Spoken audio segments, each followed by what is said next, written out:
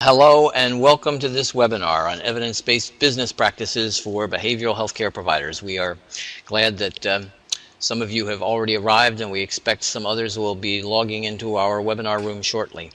My name is Michael Owen. I work for the Accountable Behavioral Care Program at the Jordan Institute for Families at the UNC School of Social Work. And we are happy today to be co-sponsoring this webinar with Cardinal Innovations Healthcare Solutions, the managed care organization that all of you, I think, are participating in. I want to take an opportunity to plug a couple of other events that will be coming up as part of the same program. In addition to the event today, we're hosting 2 additional webinars and 2 face-to-face trainings for providers that work in the Cardinal Innovations area.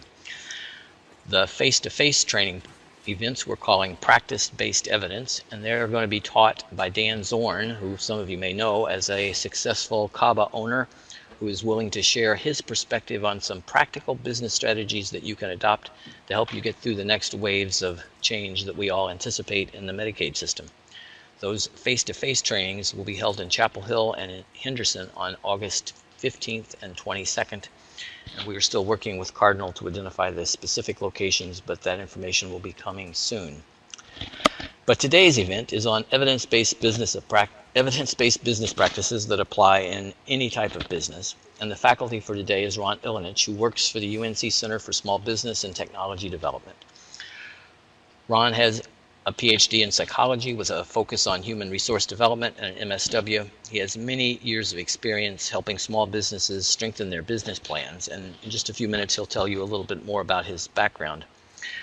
But first, let me just point out a few probably obvious mechanics about the webinar itself. Obviously, some of you have already found the chat room, so please feel free to make comments as we go along or identify questions regarding what you hear in the chat room, and we will attend to those as we can.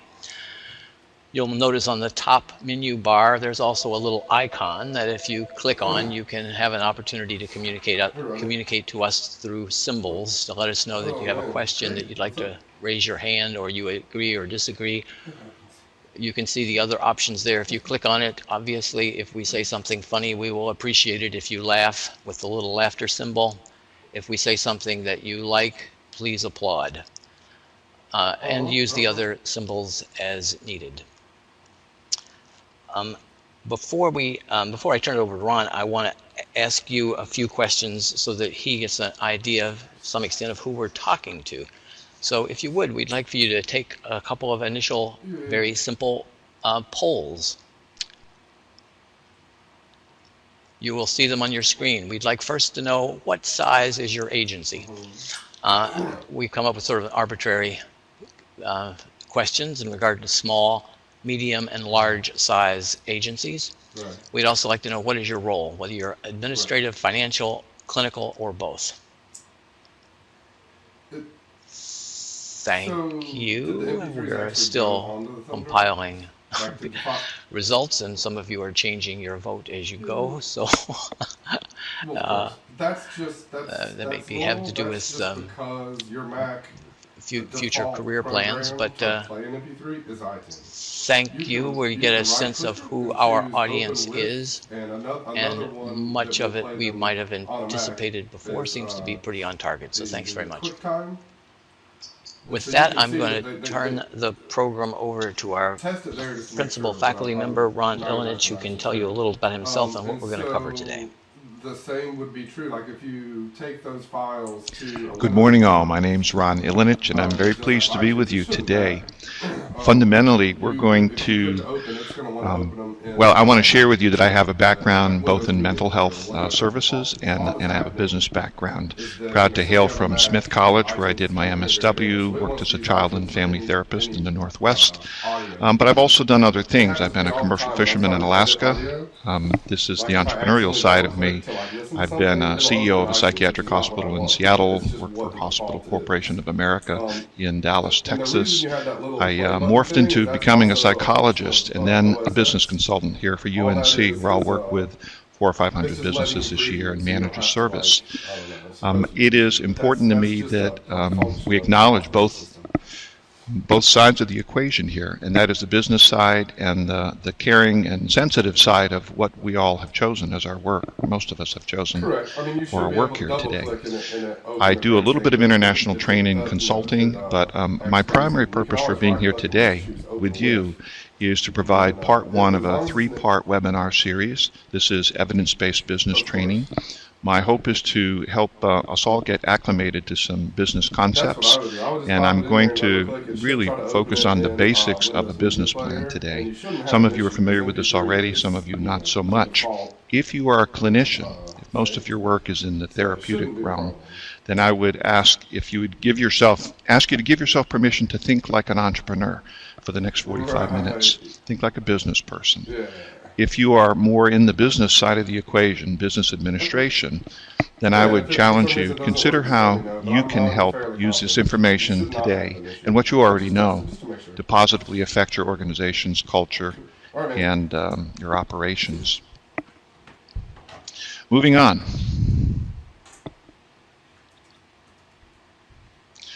I start with a large bias, and that is, all other things being equal, your chances for success in your organization, in your business, in your healthcare delivery is going to increase significantly if you have a well-crafted, well-organized strategic business plan.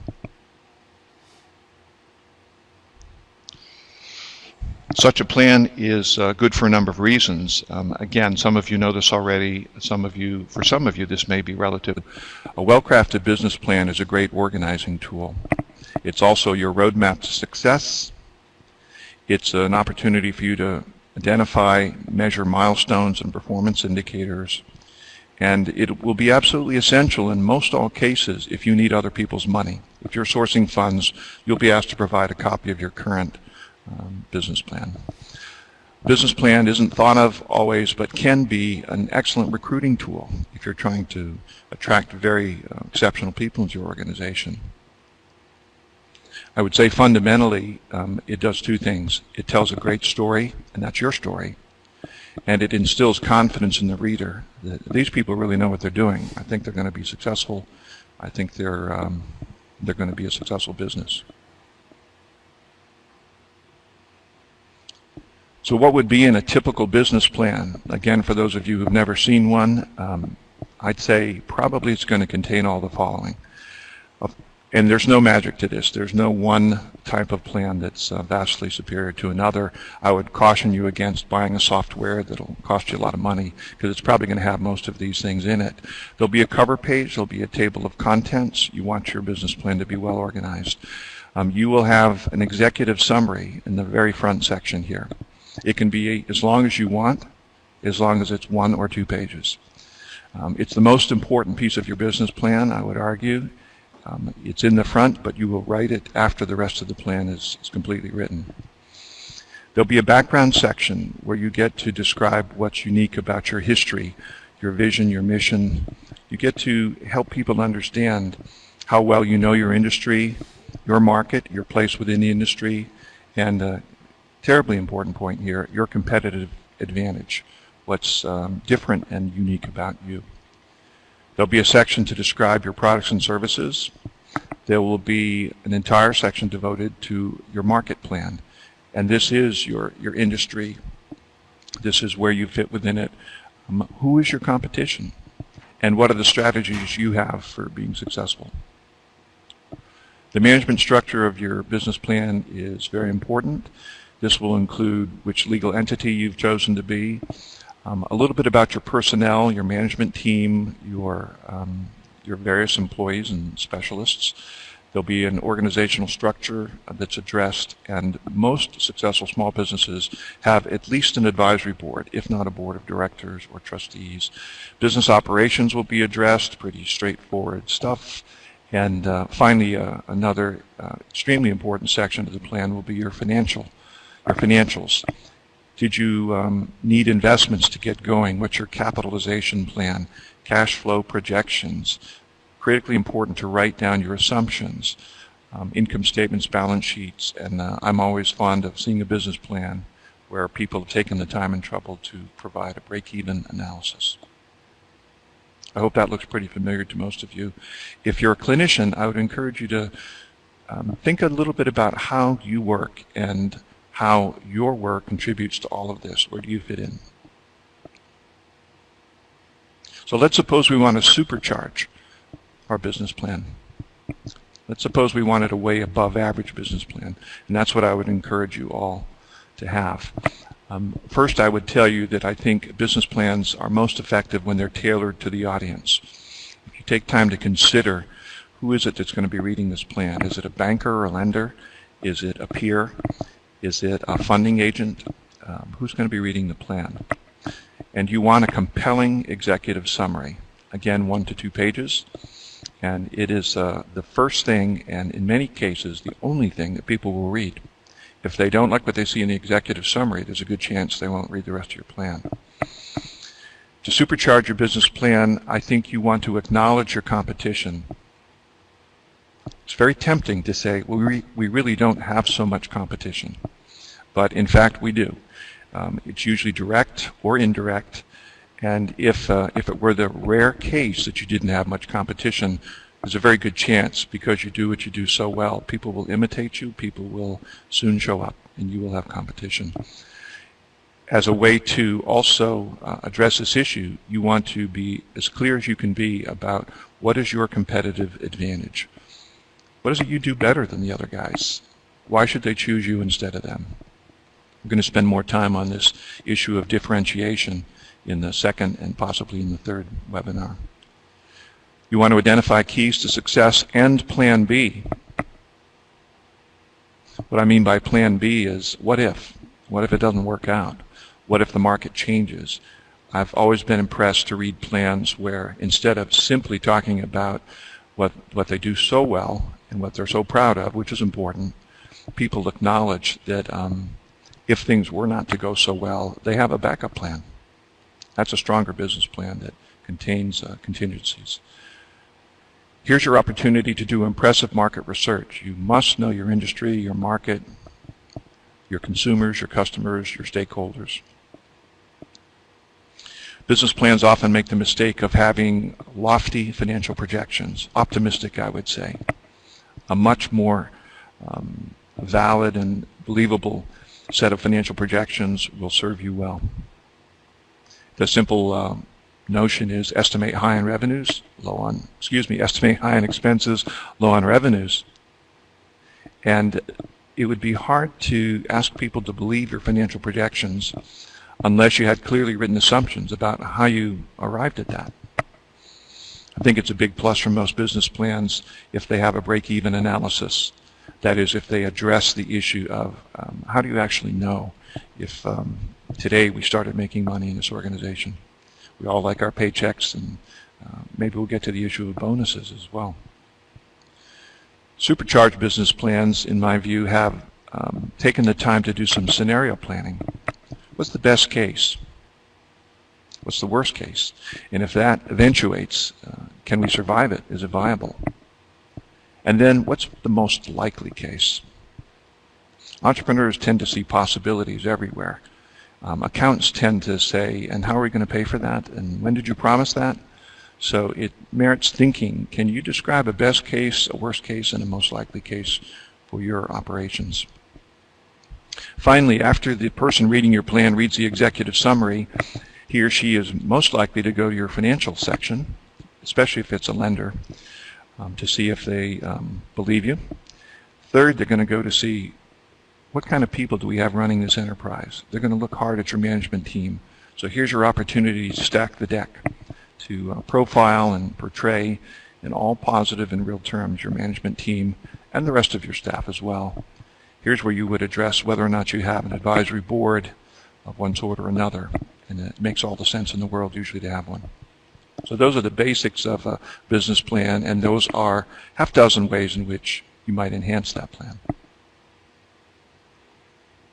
I won't cover all of these, but I'll tell you that there are certain things over the last quarter century that the SBTDC of North Carolina has come to recognize, and others have come to recognize as critical success factors in businesses. They're certainly going to include the experience and skills of your top managers. There's an issue of energy, persistence, and resourcefulness. Some people have the will Many entrepreneurs have the will to get that business to a point of success. You must have a product that's at least a cut above the competition. People pay a lot of lip service to customer service, but it's important to operationalize it. How do you actually have that happen in your organization? Have you devoted some resource, some time, some budget to training people? You want to create a buzz in your business about your product. Do you have a buzz about your business? Do people talk about you in those ways? And you emphasize that and get the word out with strategic marketing. Someone in your organization needs to be very good at deal making to get the best prices and the most fair prices for the value exchange that you're a part of. You need to be developing new products most of the time.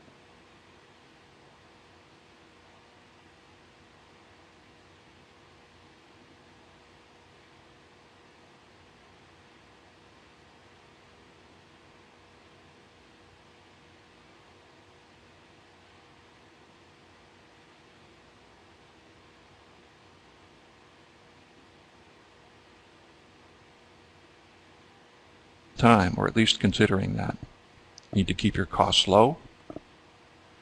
You need to have the maturity to treat your employees, suppliers, partners, everyone fairly and respectfully. And that is a culture issue. Those are creating win-win situations for people. I would have you ask yourself, do you have a superior location? Or does that not matter to you? Businesses that have a superior location or some other means of connecting people with their products and services, when they make that easy for people to access them, that's going to be a key to success. And finally, your business may have some seasonality to it, or it may not, but you want to look hard at whether or not you have your bases covered in terms of product mix. Can you survive during good times? Most of us can. Can you survive during downturns? Do you have that plan B, that contingency? Ron, let me interrupt you for just a second. Can you give the group today any advice in regard to how the UNC Center for Small Business and Technology Development can be of advantage to them when they're trying to supercharge their business plan? Sure. I think it's important that people know, if you live in North Carolina, the University of North Carolina has 3 extension programs, and one of them is the SBTDC of North Carolina, Small Business and Technology Development Center. The website, by the way, is sbtdc.org. So there are many ways that the 10 regional centers and 6 satellite offices of the SBTDC might be helpful to your organization. We are well distributed across the state. We charge no fees for the vast majority of our services. And it's as simple as logging onto our website, requesting some assistance, and finding you'll be treated confidentially as a confidential professional business. And we do a great many things for people. A lot of our bias has to do with helping doing good business planning on the front end. But I would start by having you log on to the SBTDC website to see what's available. There are a great many services there. Business plan development is not the only thing by any means that we do. We help people source funds. We help people with human resource issues, with management issues. We help people learn how to find information, do market research, learn your industry, do an industry analysis. We can compare people with financial benchmarking tools against many other organizations of the same size and type. And we do a fair amount of training. So I would say this is a very available resource that is not far from you. We're well distributed. And I would encourage you all to look at the SBTDC of North Carolina website to see if there's something there for you. I'm going to move on a bit here into the area of behavioral health care. This is your chosen field. You've chosen to work in this very, very special area. And again, I'd like to think I can relate to this myself. But behavioral health care today is really about the business of health, and keeping in mind that it is a business. When I think about health, I encourage people to think expansively about it, and that is health involves physical, emotional, intellectual, spiritual, mental health, well-being, all sorts of dimensions. With respect to intellectual health, I enjoy asking the question, when's the last time you had a really good idea? That's probably intellectual health, that and other things. And how many of you, if I could see your hands, I'd be curious, how many of you are interested in financial health? Both of your households, your personal financial health, and that of your organization. I think it's a very legitimate, important part of the health equation. So it is about health in all of its realms and facets, but it's also about business. In today's world, and I think you all know this a good deal already, it's not about caring or counting. It's about both. And I would argue that this is the new normal. The new normal is you can't just be good at delivering services. You have to be good at billing. You have to be good at understanding your stakeholders' needs. You have to be good at counting as well as caring. You probably got into the field, those of you who are clinicians at least, because you had that extra measure of caring about people. Those of you who are the business side of the equation, your help is needed a great deal to navigate these interesting waters and days ahead. The new normal, counting and caring.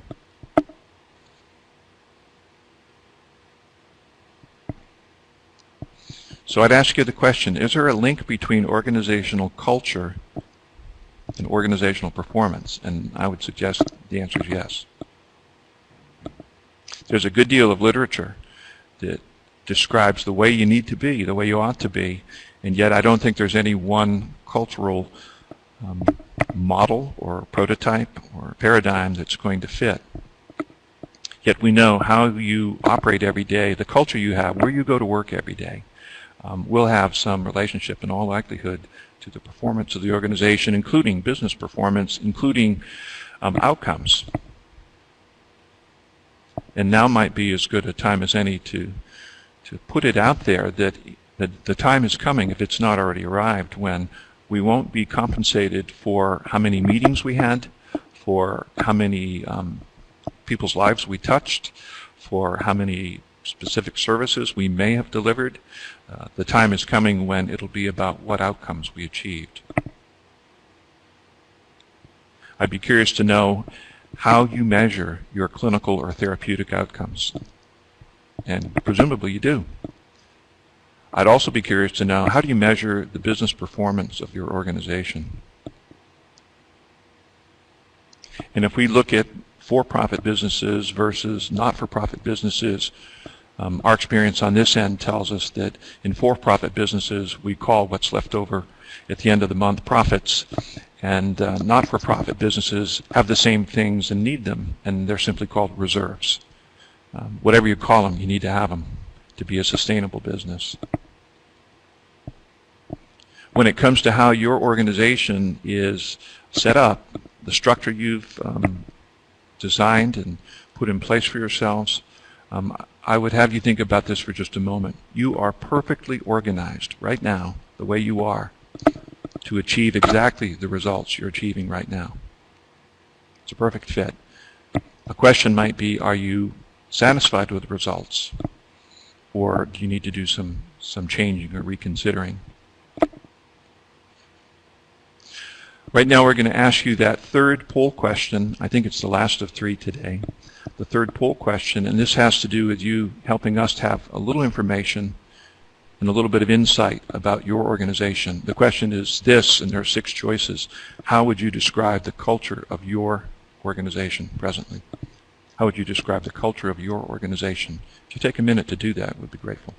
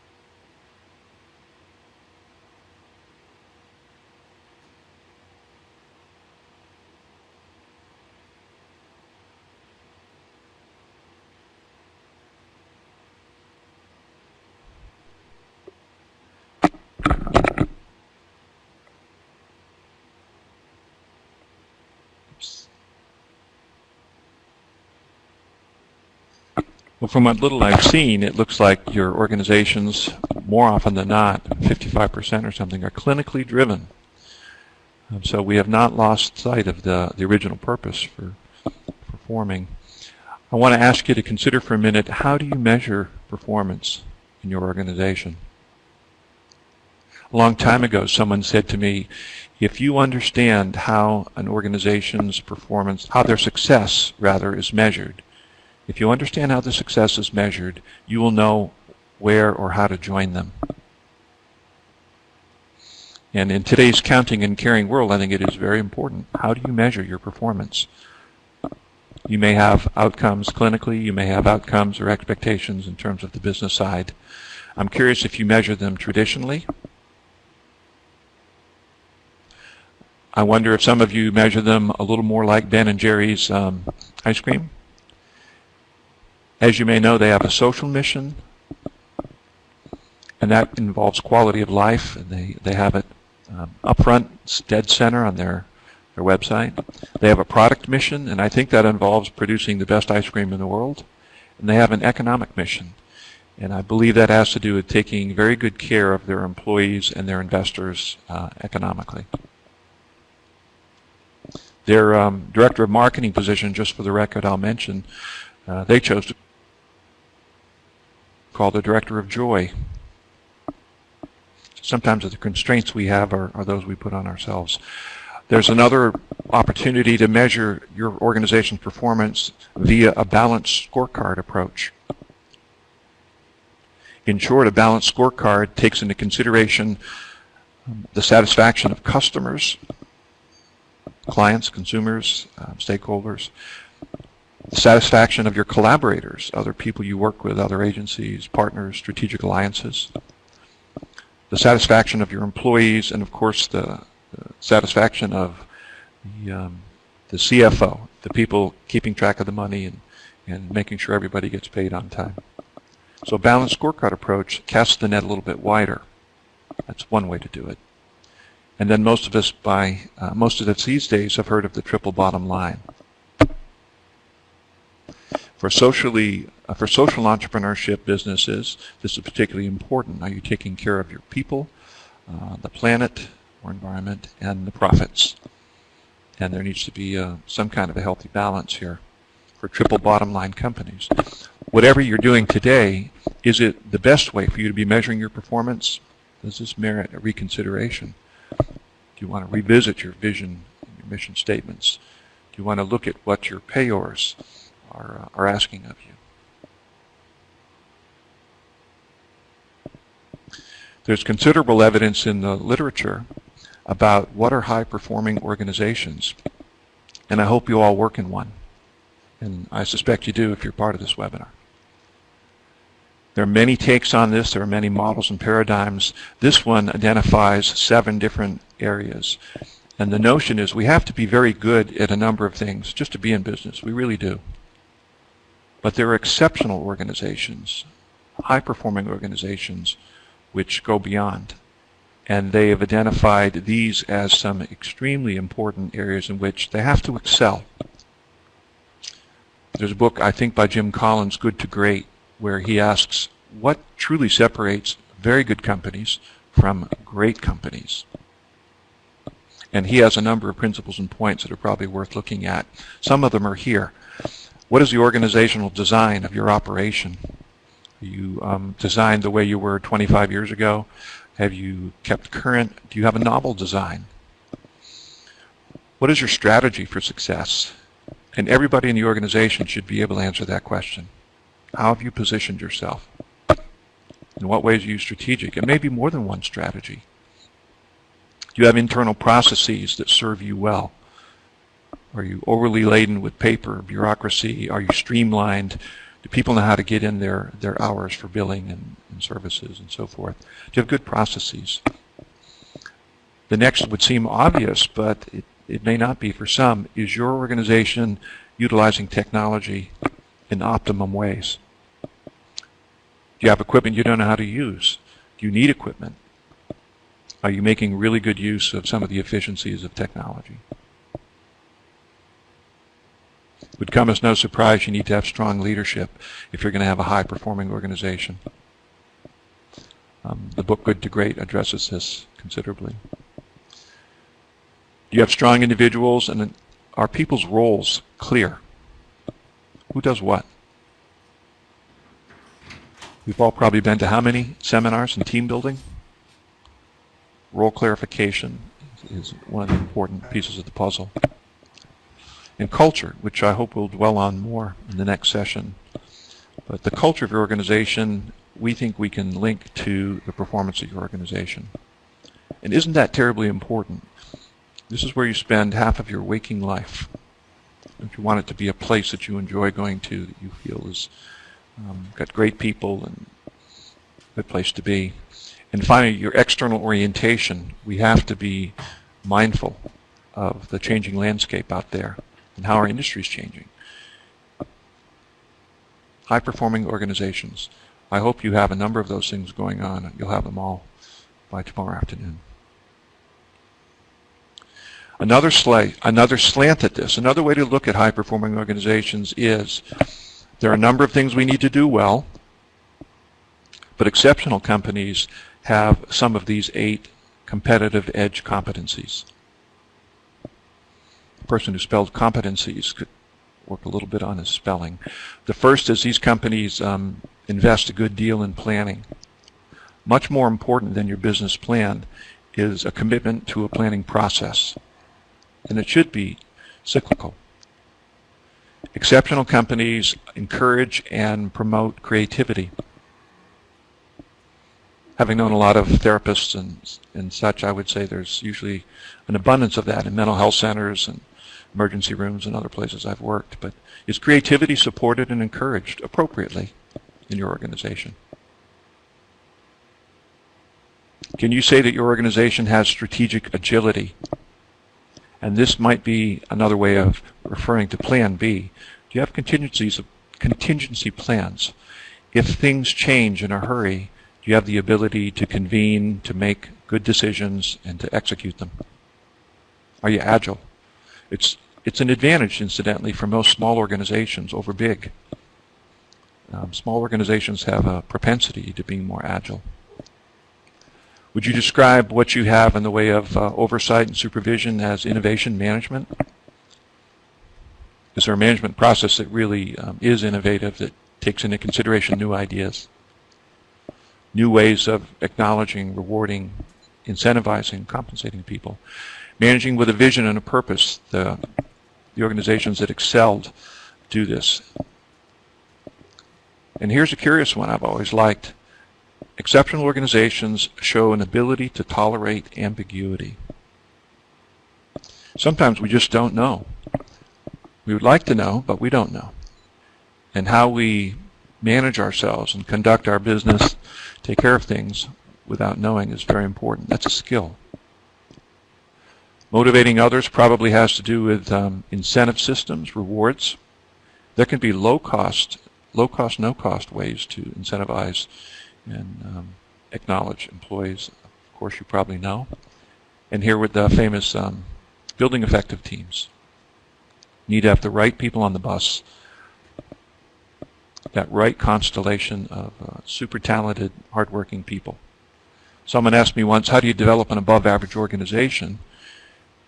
My clipped answer was, you find above-average people and you treat them above-average well. Of course, there's probably a little more to it than that. If you were to embark upon a strategic planning exercise to really get your bearings, to say, okay, we want to have the best strategic plan of any one of our type organizations in the land, where would you begin? Well, one way to begin is to look at your current reality. In the behavior change business, before we go about changing something, we want to get our bearings. We want to understand where we are. And a very relatively simple method for doing this, some or many or most of you are probably familiar with, is called the SWOT analysis. If you were in front of me, I'd have you raise your hands. How many of you have done far too many SWOT analyses? But here it is in short order. A SWOT analysis is a way to look at your organization as a moment in time. This is a snapshot. And I would encourage you all to think about doing this if you haven't done it lately, whether you do it yourself or in a staff meeting or with an actual formal retreat where you get a few hours away from the telephones and so forth. A SWOT analysis focuses on your strengths, your weaknesses, your opportunities, and your threats. 2x2 box. The strengths and weaknesses are internal to your organization. The opportunities and threats, the way the model is designed, are usually considered external, out there in the environment. So we populate this just a bit. And in a SWOT analysis, it certainly might be the case that you would say, well, one of my strengths is my staff. I have a great staff. And in fact, it's their longevity. We can provide a continuity of care. Most people have been here more than 8 years, etc. That might be a strength. And if so, you'd want to identify that. You will advance your organization by working most with your strengths and your opportunities, and by being aware of your weaknesses and threats. If you look over at weaknesses, I've also listed staff, longevity. We have a human resource problem here. No one will ever leave. And that may or may not be the case, but the point here is a single item might show up in more than one box. We have a great staff, but we also have people who are not with the program, who are not open to new ideas and so forth. And hopefully and probably that's not the case. But you could have credentials and specialties as a strength, your location, your IT system, your billing system. You could have as a weakness your space is very expensive. You know, they keep hiking the rent. Or we can't pay people what we would like to. In our system in particular with the university, we are not free to reward behavior with extra compensation in most cases. There's pros and cons, but we're locked into a system that doesn't allow that. Your opportunities and threats might include your demographic mix, where you sit in the world. It could be state policies don't favor what you do and are good at. It could be that, these are opportunities. You could have political allies. You could have strategic alliances that set you apart from others who do the same kind of work. For threats, you might have new funding formulas. You might have competitors swooping in from all over, wherever. So there's a simple model for looking at your operation, where you go to work every day, your strengths, weaknesses, opportunities, and threats. And hopefully this is part of a process that ends up contributing to a good strategic plan. Here's another 2x2. I'm fond of these, and this one is a little bit incomplete. On the left-hand side where it says current and new, I would have you imagine that there were a couple words in there, and those words would be products and services on the left-hand side. Your current products and services, and then the potential down below for the new ones. On the top part of the 2x2 box is your current consumers, customers, clients, and potentially your new ones. So where you are right now in your business is the upper left-hand box. That's your business, your current offerings to your current clientele. If growth is part of your strategy, and it won't be for all of you, but it will be for some, if growth is part of your strategy, where do you go from here? Which box do you go to next? Probably not new and new. That would be an entirely new business, really. There's pretty good evidence in the literature that says you would do well in many cases to find people who already know and love you and to ask them if they need something else. That is to add to your product mix with your current clientele. And that would suggest going to the bottom left. Is there something else we could do for you? And if they've come to know and respect and trust and value you, then maybe there's something else you could be doing for them. If it's within your capabilities, if it doesn't distract you from your core competencies and reason for being. It's also not a bad idea to consider, could we develop, or could we take our current offerings and bring them to a new audience? And all businesses in the behavioral healthcare market are not going to make it. So it might behoove you, maybe, to consider what if so-and-so wasn't here anymore and we were asked to step up. Could we be ready to do that? If growth is part of your future, you might want to think a little bit about strategic marketing, this very simple 2x2 model.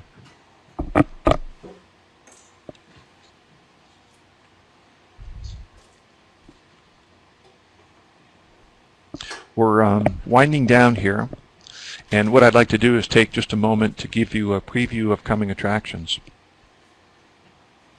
In the next session, we'll focus for about 45 minutes on key business concepts.